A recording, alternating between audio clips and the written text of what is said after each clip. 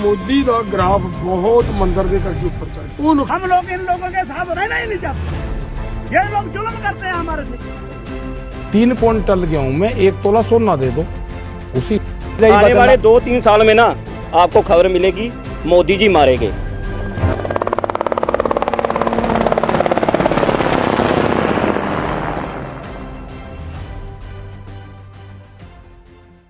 दोस्तों, आप सब जानते ही होंगे कि पंजाब के कुछ लोग किसानों की आवाज बनकर आंदोलन कर रहे हैं। लेकिन ये लोग दरअसल किसान नहीं, बल्कि देश को तोड़ने के इरादे रखने वाले हैं। ये लोग नए नए ट्रैक्टर पर लाखों के स्पीकर लगाकर सड़कों पर उपद्रव फैला रहे हैं।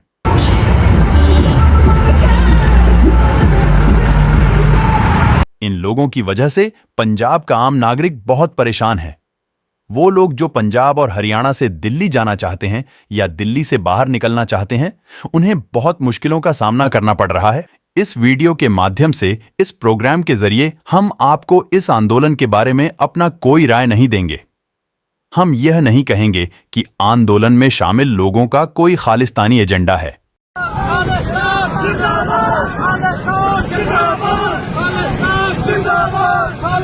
हम यह भी नहीं कहेंगे कि ये लोग किसानों का नाम लेकर पंजाब को बर्बाद करने की साजिश रच रहे हैं।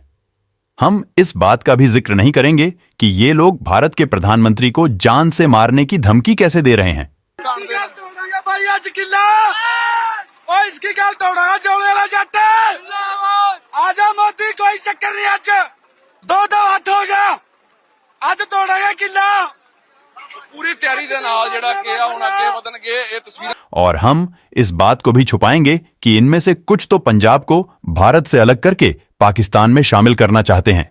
इधर पाकिस्तान है, फिर तो इस सारे बोल देन भी तुम पाकिस्तान चले जाओ, इसी इधर तक पंजाब तक।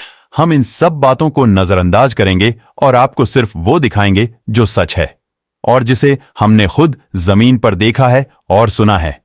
तो चलिए पहले हम उन लोगों को सुन लेते हैं जो आंदोलन करने वालों की नीयत पर शक करने वालों को जवाब दे रहे हैं। सड़कों से रौला पाते हैं जिवें असीं इंदिरा गांधी चकती, ऐ मोदी नूं चक देंगे।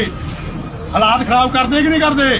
असीं खालिस्तान बना देंगे, असीं वो कर देंगे। वो तुसीं दसो भी उत्थे किसान बैठे हैं, वो किसान है। इस करके अज साडे नाल हालात ये बने हैं। जिहड़े सिख आ गुरु दे वो ऐ नहीं करते हुंदे। सुना, आपने वीडियो देखकर लग रहा है कि यह पंजाब के ही किसी गांव का वीडियो है। वहां एक व्यक्ति यह बता रहा है कि जो लोग कृषि कानूनों के खिलाफ आंदोलन कर रहे हैं, उनमें से कुछ लोग खालिस्तान की मांग कर रहे हैं। वह कहता है कि उन लोगों ने उसे यह कहा है कि जैसे उन्होंने इंदिरा गांधी को मार दिया था, वैसे ही वे मोदी को भी मार देंगे। वह व्यक्ति आगे कहता है कि उन लोगों की वजह से पंजाब का नाम खराब हुआ है और सिख समुदाय को बदनाम किया गया है। इस वीडियो को देखकर 2 तरह की भावनाएं उत्पन्न होती हैं। एक तो यह कि कैसे कुछ लोग आंदोलन का दुरुपयोग करके देश को बांटने की साजिश कर रहे हैं। दूसरी यह कि कैसे आम पंजाबी और आम सिख उन लोगों को पहचान रहे हैं और उनसे दूरी बना रहे हैं। यदि वह व्यक्ति ऐसा कह रहा है तो उसके पीछे कुछ तथ्य और अनुभव होंगे। कुछ लोग कह सकते हैं कि आंदोलन करने वाले सभी लोग मोदी के विरोधी नहीं हैं, वे तो सिर्फ अपने हक की लड़ाई लड़ रहे हैं। लेकिन जब हम ऐसी बातें सुनते हैं तो हमें भी यह सोचना पड़ता है कि क्या आंदोलन करने वाले कुछ लोगों का उद्देश्य सच में देशित है या नहीं। जूं अपने पिछे वेख ला, असीं की कुछ कीता, असीं छड्डे नहीं होए, कोई नहीं छड्डिया। असीं जिथे मर्जी चल गया, कोई लंडन तक ठोके जा गए। 12 सालों ਦੇ ਵਿੱਚ इश्क अखीर होया वा। 12 साल रांਝੇ ने मझां जा रहे हैं, इश्क अखीर हो गया ते 22 सालों बाद उधम सिंह ने बदला लिया जाके जनरल डायर मारिया लंदन च। यह बातें सुनकर तो विश्वास नहीं होता कि यह लोग सच में किसानों के हित के लिए लड़ रहे हैं। क्या यह उनका कोई गुप्त एजेंडा है या वे प्रधानमंत्री मोदी को बदनाम करने का प्रयास कर रहे हैं?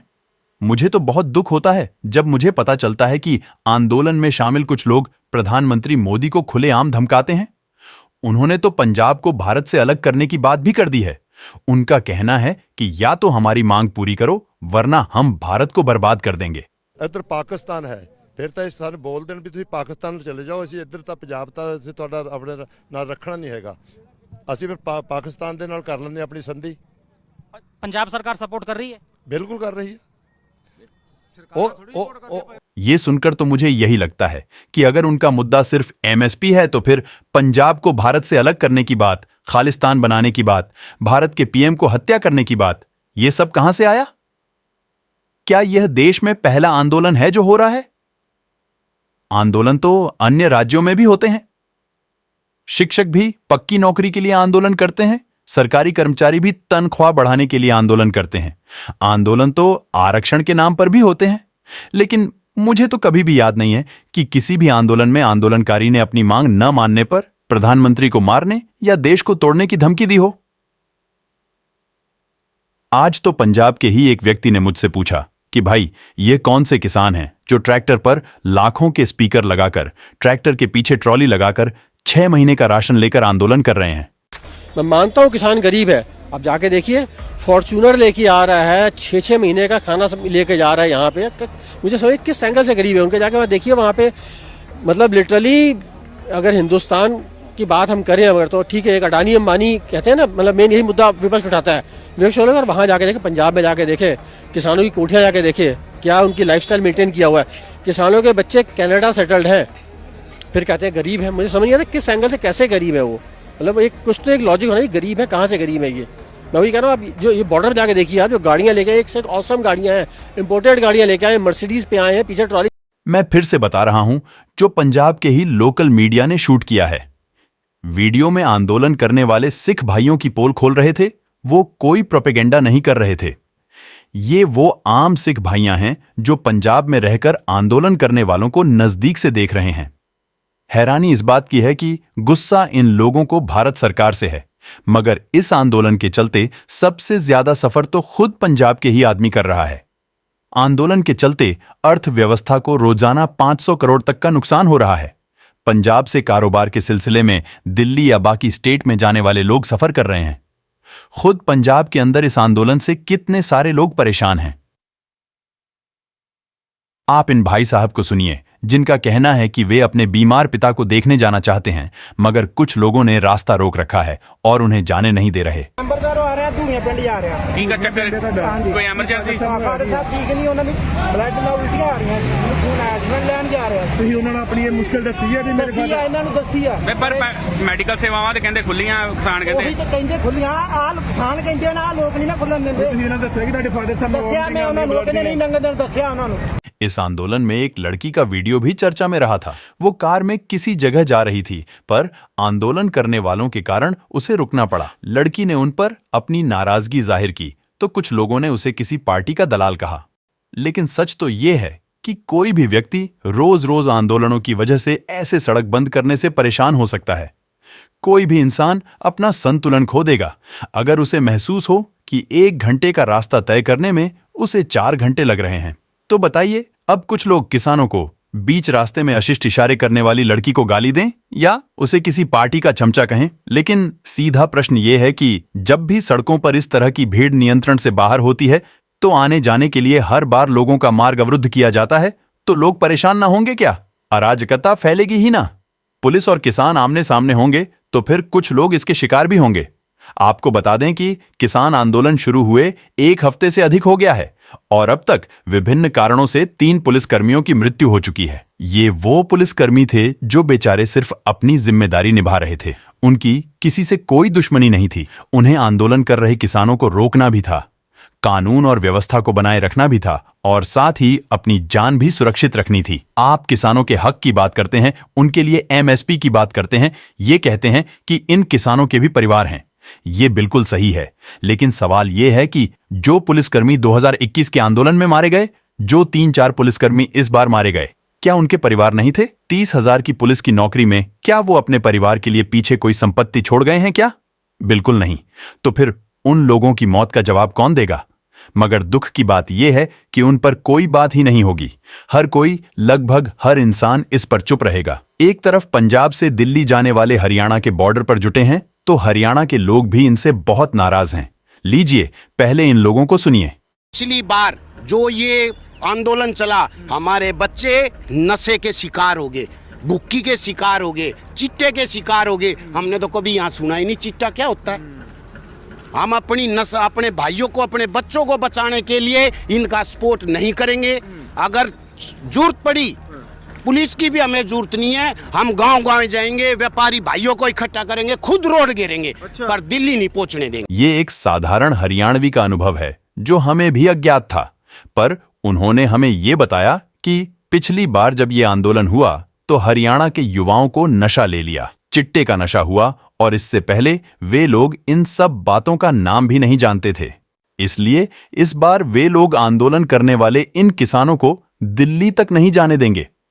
मतलब ये वे लोग हैं जो पंजाब के पड़ोसी होने के कारण पिछली बार के किसान आंदोलन का दुख सह चुके हैं। मगर जैसे कि मैंने पहले भी कहा है कि अगर इस आंदोलन में कुछ लोग देशद्रोही बातें भी कर रहे हैं तो कुछ ऐसे लोग भी हैं जो बेबाकी से इनका मुकाबला कर रहे हैं। ऐसा ही एक वीडियो देखिए जो एक ही क्षण में आपको दुखद भी करेगा और फिर थोड़ी आशा भी देगा। देखिए। ਸਾਡੇ ਨਾਲ ਕੋਈ ਹਰਕਤ ਕਰਤੀ ਤੇ ਸਾਡੇ ਬੱਚੇ ਬਾਰਡਰ ਤੋਂ ਭੱਜ ਲੈਣਗੇ, ਛੋਟੇ ਦੋਨੇ ਚੀਨ ਤੇ ਪਾਕਿस्तान 10 ਮਿੰਟਾਂ 'ਚ ਦਿੱਲੀ ਦੇ ਵਿੱਚ ਨੱਥ ਪਾ ਦੇਣਗੇ। ये वीडियो खुद ही गवाह है दोस्तों कि कुछ लोग आंदोलन का नाम लेकर देश को बर्बाद करने की साजिश रच रहे हैं, पर ऐसे भी लोग हैं जो बेबाक देश विरोधी तत्वों को नाकारा कह रहे हैं। सच में यार, ये तो अजीब है कि आर्मी यूनिफॉर्म जैसी जैकेट पहनकर यह धमकी दे रहा है व्यक्ति। अगर हमारे लड़के बॉर्डर से हट जाएं तो पाकिस्तान और चीन 10 मिनट में दिल्ली पर कब्जा कर लेंगे। मतलब ये आदमी इस बात को साफ करना चाहता है कि अगर तुमने हमारी मांगे नहीं मानी तो फिर हमें देश की फिक्र नहीं है। और ये आदमी अगर सच में कोई रिटायर्ड फौजी है तो इससे ज्यादा शर्मनाक बात और क्या हो सकती है। इससे ज्यादा ये आर्मी का अपमान और क्या कर सकता है कि अगर बात नहीं मानी तो सीमा पर मौजूद हमारे लड़के वहां से हट जाएंगे।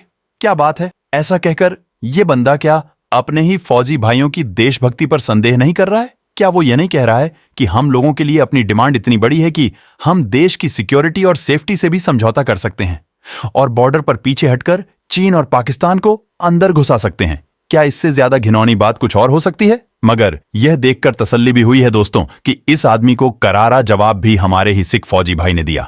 हमारी मांगे मान लो वरना बॉर्डर खोल देंगे पाकिस्तान के लिए। ये सच्चा सिख नहीं हो सकता, ये गद्दार है।